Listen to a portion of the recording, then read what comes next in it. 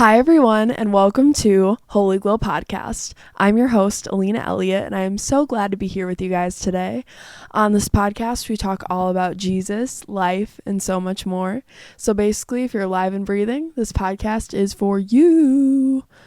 Of course, we have to start our episode with our Glow of the Week. Yay! We love Glow of the Week here at Holy Glow Podcast. If you don't know what Glow of the Week is, it's where we share an answer prayer, a God moment, or a good thing that happened this week. So usually I start with mine. I have way more than one on a normal day. Sometimes I do only have one though. It's a rare occasion. But this week I have 3. So my first one is I tried Pilates with a friend. I've never done that before. I feel like a white girl as I'm saying it. No, it was actually really good, and I felt the burn in my body, and I realized how out of shape I am, but it was really good, and I really liked it, and I'm actually going back tomorrow.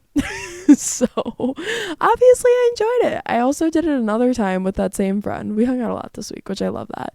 Anyways, did Pilates, never done it before. I will be going back again.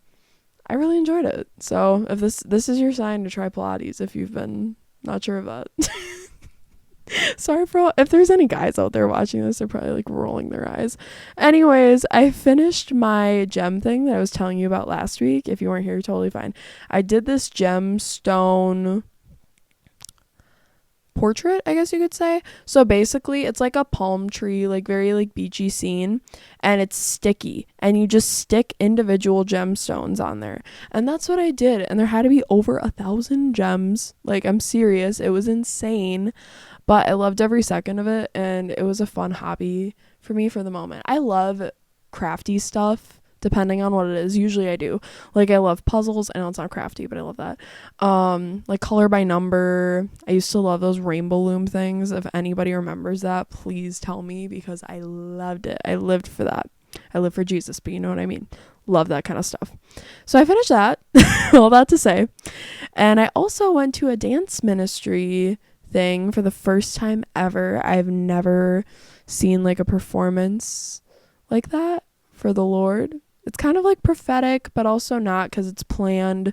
So it was really cool though. I really enjoyed it, and definitely some of those dances ministered to my heart, and it was really beautiful. And I'm so glad that my friend invited me to that, because otherwise I probably would have never gone to something like that. It was super awesome. So anyways, those are my glows of the week. Share yours in the comments down below. I just want to say too, I'm so proud of you guys. You've been sharing your glows of the week, and it's making it a glow of my week. So please keep sharing.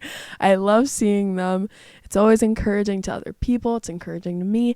It's just so awesome to see what the Lord is doing in all of your guys' lives. So thank you so much for commenting. I really appreciate it. Anyways, you guys, it's time. Sorry, that sounded horrible. Where's Mariah Carey in the icebox when you need her? If you know what I'm talking about, please tell me. If you don't, it's fine. It's like, honestly, once again, I had no idea what I wanted to talk about with you. So per usual, I waited until the day of to write this all out. But honestly, I like, literally, you guys, I don't know how. The Lord always provides. He always comes through every time I need him. He's like right there, and he's like, you know what, Alina, I'm gonna give you an idea the night before. I'm like, thank you, Jesus. Our message today is because I am reading in Exodus. I mentioned this, I think, either last episode or the episode before that. I'm reading in Exodus right now, and it inspired me to talk about the story of the gold calf. If you don't know me, I love a good Old Testament story. So here we are. Okay, you guys, so I'm going to take you back a little bit. We're going to do a little bit of a backstory to the story. I promise it's all going to come together. I just need you to stick with me and trust the Lord. So here are the Israelites. They were burdened by the Egyptians, working tirelessly day in and day out for them. And in the meantime, they're crying out to God to deliver them out of this oppression that Pharaoh has put them under. All of a sudden, someone who literally lived with Pharaoh at one point, technically Pharaoh's daughter, you can look into that story if you'd like to. I'm not going to get into all the details today, but he was actually an Israelite named Moses, had a crazy encounter with God where he was told to deliver the Israelites out of Egypt. God said that he had seen the oppression of his people heard their cry and knew their sorrow, and he wanted to bring them to the promised land, a land flowing with milk and honey. God wanted Moses to tell Pharaoh to let his people go and worship him. God assured Moses that he would be with him in this endeavor that he's sending him on. Long story short, Aaron, Moses' brother, spoke for him, and they went to Pharaoh 10 times, pleading with him to let God's people go. The Israelites were upset because things got a bit worse before they got better. Their work got harder in exchange for Moses fighting for them, pretty much. So they were kind of complaining to Moses, like, we might as well just stay here in Egypt. But they're not seeing the full picture of they could have complete freedom from Egypt. But finally, after those 10 times and 10 plagues, Pharaoh let them go. Pharaoh, he decided that it was a big mistake to let them all go. So he sent his army to go chase after them. But they didn't get too far with that because God had already parted the Red Sea for Moses and all the Israelites to go through. And when it came crashing back down, it killed all of Pharaoh's army. There was not one of them left behind. But thankfully, the Israelites, they did make it all through safely, and God did many miracles for the Israelites along their journey to the Promised Land, yet they complained most of the way there. Something to know about the Israelites is that they were very bondaged in their mind. I think that's probably the best way to put it. In some situations, they almost felt like it would be better to be bound in Egypt than free in the wilderness on their way to the Promised Land. They were very present focused and not considering the future could be so much greater if they simply obeyed God. So they were a stiff-necked people. They were just very hard people to get through to. And God's actually said that himself.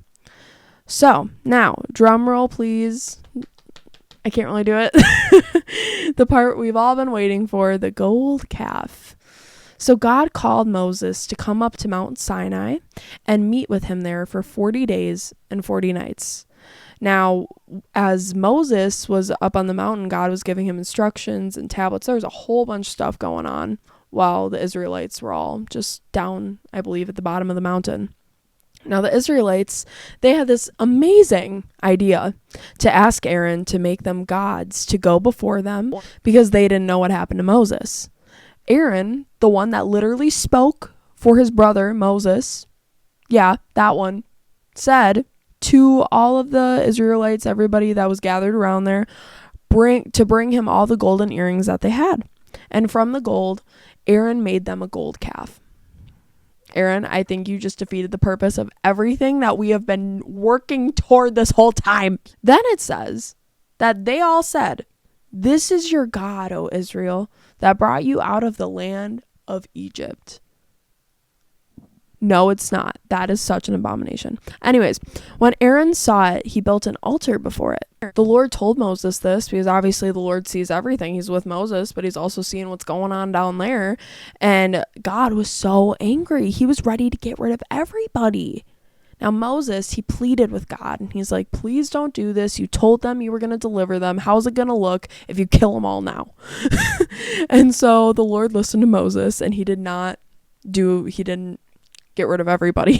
But Moses, he was very angry as well. And like I said, he was just up there literally getting handwritten tablets from God himself. And now he goes down to see that all these people are just worshiping a calf. Like, what the heck? Moses, he was so angry that he literally ended up smashing these tablets. And Aaron said to Moses, "You know the people, they are set on evil." Now this does not dismiss Aaron from what he did because he shouldn't have done that either. But the people, they were set on evil. They were so willing, quite a few times actually, to go back to Egypt, to go back to bondage, to go back to slavery, when God was trying to set them free. These people, they saw the goodness of God. They really did. They watched him deliver them from that oppression. They watched him part the Red Sea. They watched him provide over and over again. They experienced the glory of the Lord and were literally sitting there terrified. Like, Moses, you go speak to God. This is too much. They had encounter upon encounter. But how come when Moses was gone, they asked to make a new God? Could it be that their relationship with God wasn't personal? They only had that through Moses? Could they not see God as so much more than a rule giver? You'd think that they would be able to as well, because like I said, they saw the miracles, they saw the signs and the wonders, they saw God work. But just because you see God work doesn't mean that you really know him. And that's scary. If we aren't careful, we can be just like the Israelites, making gods, running to other things to fill the void that, honestly, nothing ever can, except for God himself. If you've been here before, you know I love giving practical advice because I believe it's useful and we need it. So here's a few ways you can know if something is an idol in your life. Number 1, can you live without it? If you cannot live without something other than God, that is a big problemo. I'm not talking about normal things you need in life, okay? I'm not talking about like water or the heart that's inside of your chest. That's not what I'm saying. I'm saying if something was taken away from you, like your phone, if your phone if you could never see it again, would you be okay? If you never had a phone again, if you never got to go on Instagram or TikTok or whatever it is you want to go on, would you be okay? God forbid what happened to Job and literally everything got taken from you happened to you.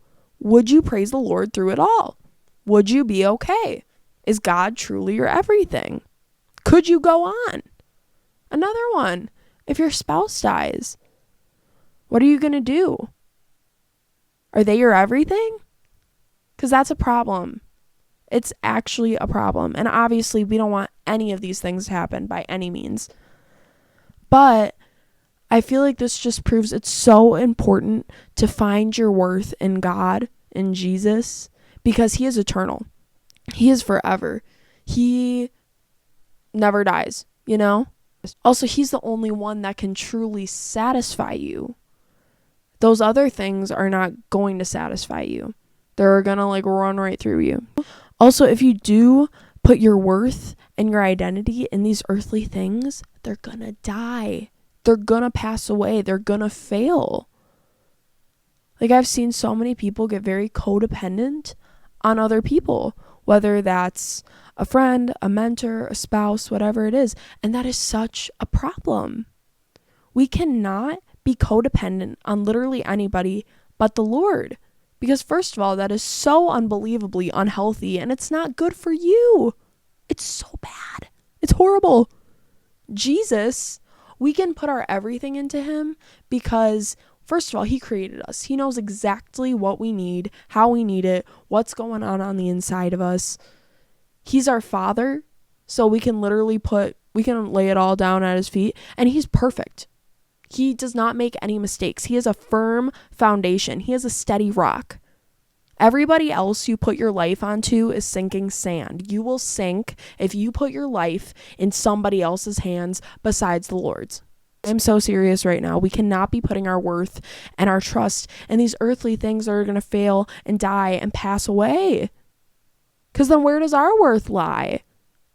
Our worth is dead. If that person dies, your worth dies. Which is not true. That's a problem. Our worth is in Jesus Christ. So our worth is eternal. Our worth is based on who he says that we are and who he is. Only Jesus. Only him. He's the only one we could put all of our worth into. Number 2, the Bible says, for where your treasure is, there your heart will be also. So what are you thinking about? I feel like a lot of times your thoughts can show what the gold calf is in your life. If all you think about are worries and concerns, that might be an idol. If all you think about is your boyfriend or girlfriend, could be an idol. If all you think about is your job, that might be an idol. You get the idea here. Just fill in the blank. I'm not saying that you can only think about the Lord, and if you think about something other than the Lord, you're going to hell. Not what I'm trying to say. Please do not take it like that, okay? I want to make that very clear, because if you're thinking like that, then you're being legalistic and you're just going to put yourself in a whole bunch of chains, and that's not fun, okay? So what I am saying, though, is to be watchful of what you make the center of your life and your thought life. Obviously, we're going to have other thoughts. We live a life. You know what I'm saying? Maybe you have a job and you go to your job and you think things. Like, it's human nature. You're gonna think other things. It's normal, okay? But what I'm saying is, don't let these earthly things take the place of Jesus. Don't let them become your golden calf, because that calf, it's gonna melt in the fire. You know who doesn't? Jesus. What I do personally, if you feel like there's a thought that is exalting itself so high and it's trying to become higher than the Lord, what I do is I'm like, Jesus, I need you to help me. This thought is coming into my head so much and I can't get rid of it, but I know you can. So Lord, I thank you for helping me with this thought. Once you start including Jesus in your thoughts, it's like you can't stop. I've done this so many times. Like, whatever I'm randomly thinking about, I'm like, Lord, what do you think about that? Like, I just randomly, I'm like, Jesus, how do you feel? Like, tell me. But it really helps. It really, really helps. So talk to him about what you're thinking about. Like I said, if something's coming up in your mind a lot, ask him to help you take it down a couple notches. If you want to think about the Lord more, ask him to help you think about him more. I've done that. I'm doing that because I want to think about Jesus more than I think about anything else, because he is never going to fade away. And also, when we look to him, we will have peace, perfect peace, and we won't have any worries or concerns. That's why I'm like, Lord, just let me think about you all the time. Then I'll never have any problems. I'm kidding. Well, you still have stuff going on in your life, but you know what I mean. Number 3, what do you spend your time on? Now, as I've said, we live lives, you know? You need a job. You have to do the dishes. You have to do laundry, whatever it is you have to do. You have other things going on in life, you know? It's normal. It's a part of living. But do you put all of those things before the Lord? For me personally, I'm not a morning person. I'm just not. I'm a night owl. It's who I am. So I'm not going to lie. When I wake up in the morning, I go on my phone. Do I probably need help with my screen time? Oh, most definitely. I do. I think it's a very common problem in our day and age. Not that I'm making light of it, but just being real here. And I'm not trying to make any excuses here, okay? Because there's no excuse. I should not be spending as much time as I do on my phone. But also for me, with the whole reading the Bible in the morning thing, I want to be awake and alive when I read the Bible, and I'm just like not in the morning. I'm not there. And if I'm going to read the word, I want to be able to focus and like think and be present, and I'm usually not when I wake up in the morning. So that's why I usually spend time with God at night. Little mini random tangent for that. But my point of this is saying that I make sure I make time for Jesus throughout my day, no matter what's going on. Either I try to pray, I try to read the word. Usually I personally really don't have much of an excuse because I don't have a job and I live at home and my life is not that crazy. So for me, I really have no excuse as to why I wouldn't be spending time with the Lord. But my point is, even if it's 5 minutes, even if it's looking at the verse of the day and meditating on it throughout that day, spend time with Jesus no matter what, because he is the most important thing in our lives. And he is what keeps us grounded and steady. Seriously, if I don't read the Bible, I feel like a mess. If I don't listen to what he's saying to me through that, I literally can't go on in life. I'm actually so serious. It's just, I'm not a fun person to be around if I don't read the word. Number 4, and this is where things can get a little bit tricky. I think striving can be an idol. I mean, anything could be an idol, but I feel like this is kind of a hidden idol because you're always doing. Even if it's things for the Lord, you're still, you know what I'm saying? It's like you're always trying to reach that finish line, but you're never going to feel like you're good enough, and you're never going to feel like you can reach it. So guess what? I have some really great news for you. You don't have to. You don't have to prove anything. You literally don't have to prove your worth. Jesus did it for you. Something I think a lot of people forget is that Jesus loves us. Not the performance, not the striving, not the perfection. He did that for you. You are already accepted. You are already loved by him. You don't have to go insane and go to every single church service that ever happens in your area and pray for every single person ever to exist on the planet. Do you know what I'm saying? Like, you don't have to work for your salvation. You don't have to strive. You can just accept it and receive it with open arms. Do things for the Lord. That is so amazing. Jesus wants you to do things for him. You know, everything we do should be unto him. We're living sacrifices unto the Lord. But what I'm saying is you don't need to do anything else to make Jesus love you more than he already does. He loves you more than literally any person ever will. So his love is the most. You can't make him love you any more than he already does. I found this quote, which I think is a pretty good way to summarize what I'm trying to convey to you guys here. It says, if you find yourself loving any pleasure more than your prayers, any book better than the Bible, any house better than the house of the Lord, any table better than the Lord's table, any person better than Christ, or any indulgence better than the hope of heaven, be alarmed. Simple, but true. I mean, what more can you say to that? Nothing is going to fill you the way Jesus does. And if something is filling you, you feel like the way Jesus does, it's probably masking some kind of hole on the inside of you. And that's something you could bring to the Lord and work through it with him. He's not going to be mad at you. If you have a humble heart and you just come before him and you're like, Lord, I feel like this thing is way more enjoyable than you, he will help you out because you're being honest and you're being real. And that's amazing. But I just want to remind you that literally he is everything we need. For some reason, probably pride, we think that there's something better or just something else that can fill this gaping hole on the inside of us. We look for it in people and things and what we do, even in us. But it's never enough. It's never enough. In this modern day world, there's so much about self-care and just take care of yourself and self, me, I. I'm so tired of self-care. I really am. I'm really tired of self-care. I am. Because you know what? It's not all about you. It's not all about ourselves.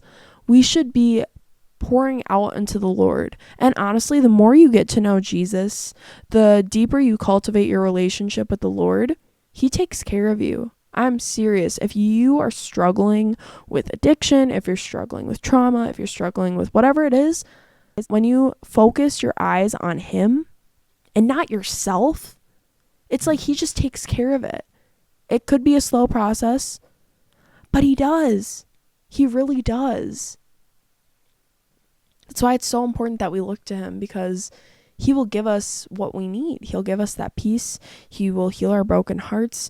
He will bind up our wounds. It's like if we just look to him instead of looking to ourselves so much, it'll change your whole life. It'll change everything.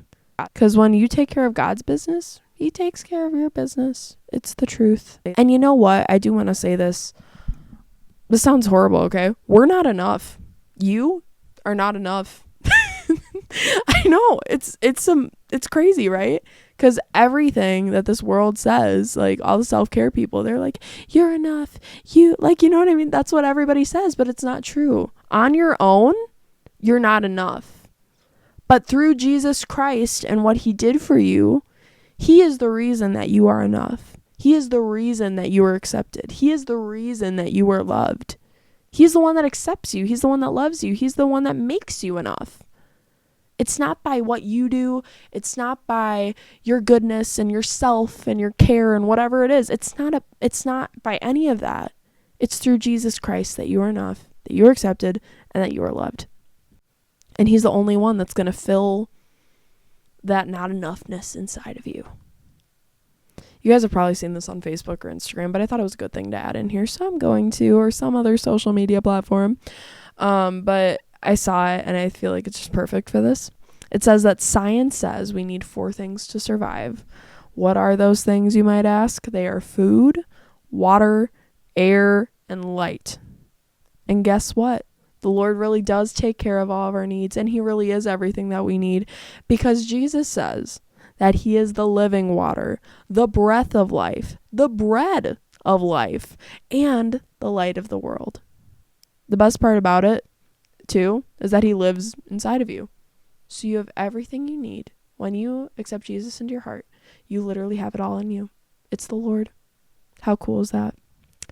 Anyways, you guys, I really hope this episode made sense, because, not gonna lie, I felt like I was kind of everywhere this time. But Thank you for listening to this podcast. I hope you enjoyed. If you want to hear more and you're watching on YouTube, make sure to subscribe to this channel, like this video, comment if there's anything else you'd like to hear me talk about, and do not forget to comment your glow of the week, please. I'm paying attention to every single one of you that do, and I appreciate you when you do, and if you don't, I still appreciate you, but it's just nice to see your glow of the weeks. Anyways, every platform Holy Glow is on is in the description down below, so check it out if you'd like. If you're listening on Spotify, you can follow this podcast and please rate it. You know the deal, 5 stars. Thank you so much. I love you. Also, check Holy Glow Pod out on Instagram at Holy Glow Pod.